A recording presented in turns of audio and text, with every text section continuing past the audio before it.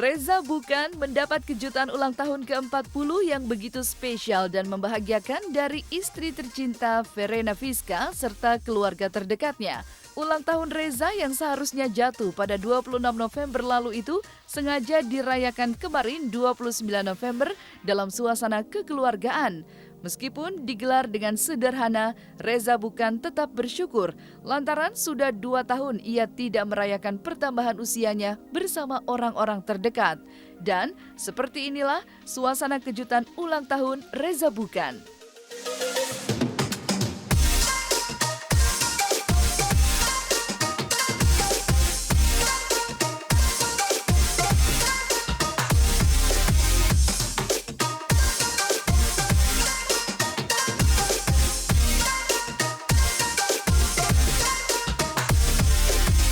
Nampaknya semoga dalam hidup yang baru ini saya semakin bisa menyenangkan Tuhan dan bisa semakin melayani Tuhan. Amin. Amin. Amin. Amin. Amin. Terima kasih Tuhan. Terima kasih Tuhan. Terima kasih Tuhan.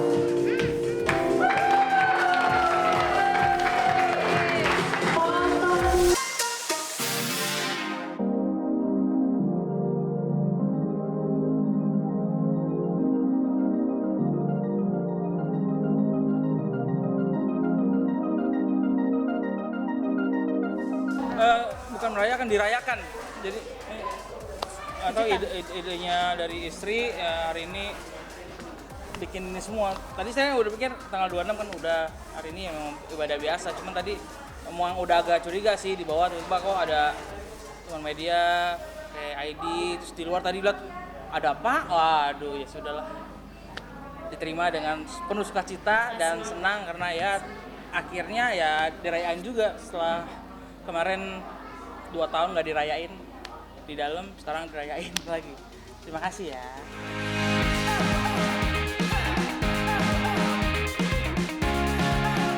Merayakan pertambahan usia berarti juga merayakan keberlangsungan kehidupan sebagai anugerah yang paling berharga dari Yang Maha Kuasa. Untuk itulah, Reza Bukan memaknai usia 40 tahun sebagai usia yang begitu spesial dan penuh makna bagi kehidupan pribadinya.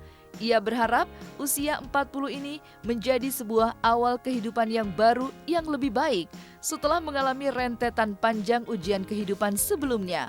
Dan seperti apa juga harapan dan doa Verena Fiska untuk usia 40 tahun suaminya?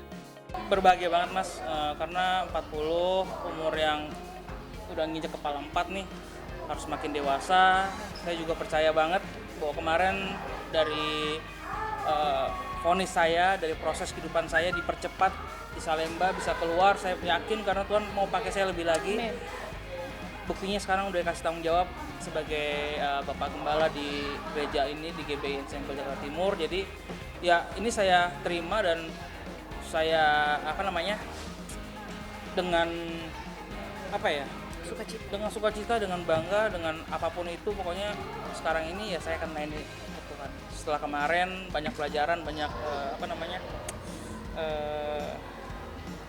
segala sesuatunya yang dilakukan kemarin ada yang salah, sekarang saya mau jadiin benar, saya mau ajak juga teman-teman semuanya yang masih narkoba, masih di dunia yang salah, saya pengen ngajak semuanya yuk balik yuk kita mendingan dekat sama Tuhan, karena kalau kita semua dekat sama Tuhan pasti kalau kita rukun Tuhan pasti akan memberikan kedamaian dunia itu lebih indah lagi. Jadi kita nggak ada dengar pertengkaran, kita nggak ada dengar sesuatu yang negatif, nggak ada dengar sesuatu yang merusak, semuanya positif dan itu akan lebih indah.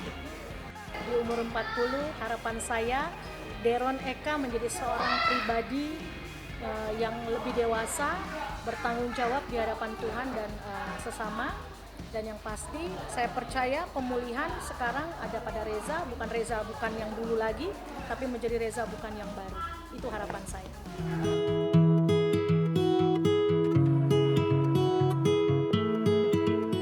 Usia 40 tahun juga menjadi titik balik bagi Reza Bukan pasca mengalami cobaan yang menggoncang kehidupan sebelumnya. Terjerumus dalam narkoba hingga kehidupan rumah tangga sebelumnya pun hancur, membuat Reza banyak mengambil pelajaran berharga dari semua ujian kehidupan yang dialaminya. Kini, Reza Bukan lebih banyak mensyukuri berkat dari Sang Maha Kuasa dengan terus belajar memperbaiki diri dan terus menjaga keutuhan rumah tangganya ke depannya. Titik baliknya yang itu dia yang kerennya, bahwa Tuhan itu baik banget sama kita. Walaupun kita kadang-kadang suka salah, kita kadang-kadang suka lupa, tapi Tuhan tetap gak akan lupa sama kita. Begitu saya dapat titik balik adalah saya waktu di dalam ya, didoain, terus saya serahin sama Tuhan. Tadinya saya masih berasa, wah gue bisa nih, cuman ini gue bisa cari teman ini pengacara ini, tapi Tuhan bilang enggak ya enggak. Makanya begitu saya serahin sama Tuhan, semua dibalikin. Dikasih percepat, dikasih keluarga, dikasih segala sesuatu yang mungkin selama ini saya pikir itu udah hancur gitu loh. Nah itu titik baliknya sebenarnya adalah begitu saya balik sama Tuhan, itu titik balik. Ya, terus terang aja, maksudnya pas COVID itu saya masih di dalam. Segala sesuatunya yang saya tiap hari lakukan itu mulai kesini ya mulai berasa kayak misalnya ini, kita mulai dari nol misalnya soal AC. Saya soalnya harus kena AC, ini nggak bisa. Jadi kalau bangun tidur tuh, mana bini gue? Dia dalam selimut, di dalam semua gitu. Terus kalau dia suka nanya, kamu mana celananya sih, celana dalam mana sih? Ya saya biasaan di dalam, asal mandi, cuci dalam sendiri langsung, jemur sendiri. Jadi nggak bisa. Dia bilang, kok bukan aku nyuciin? Ya udah, itu jadi ribut gitu kan, jadi ribut. Jadi pengen mandiri tapi ya kita ya sekali lagi sama belajar lah ya. Sudah biasa dia mungkin waktu pola hidup di Salemba ya. Iya. Penyesuaian. Hidup kemarin itu yang diajarin di dalam adalah ya udah kita harus 4S, ya kan, sabar, kemudian juga harus bersyukur, harus setia ya sama Serafina, 4-nya. Ya udah.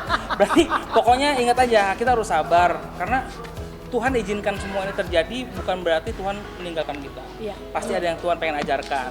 Kita bersyukur sama Tuhan karena apapun yang sekarang kita hadapin itu adalah Tuhan masih menyertai kita gitu.